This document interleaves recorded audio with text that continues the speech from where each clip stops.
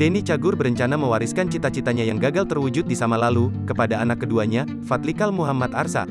Ya, dulu Denny Cagur ingin jadi tentara. Namun, ia tak bisa mewujudkan cita-citanya itu karena seiring waktu lebih suka mengikuti kegiatan seni. Termasuk melawak. Jadi gue sempet mau jadi TNI dari SMP sampai kuliah. Makanya pas kuliah masuk ke Menwa dan Resimen Mahasiswa, ujar Denny Cagur di kawasan Kelapa II, Depok, Jawa Barat, Jumat, tanggal 11 Maret tahun 2022. Pas gue udah mulai ikut lomba lawak, gue rasa itu juga salah satu bakat gue, alhamdulillah menang. Setelah gue mikir ternyata ada ketertarikan sama dunia seni, ungkapnya. Akhirnya ia ingin cita-citanya itu bisa diteruskan oleh Fatlikal Muhammad Arsa yang punya ketertarikan pada dunia kepolisian. Si Arsa nih anak kedua gua yang udah 6 tahun sangat tertarik dunia kepolisian, dia tertarik karena sering nonton polisi, tutur Denny. Ya jadi gue bisa berharap bisa menyelesaikan cita-cita gue yang gak kesampaian ke anak gue Arsa, ungkapnya. Denny pun mulai mempersiapkan jika anaknya ingin jadi polisi dengan survei ke tempat kursus seleksi kedinasan bernama Bimbel Polri Tactical in Police.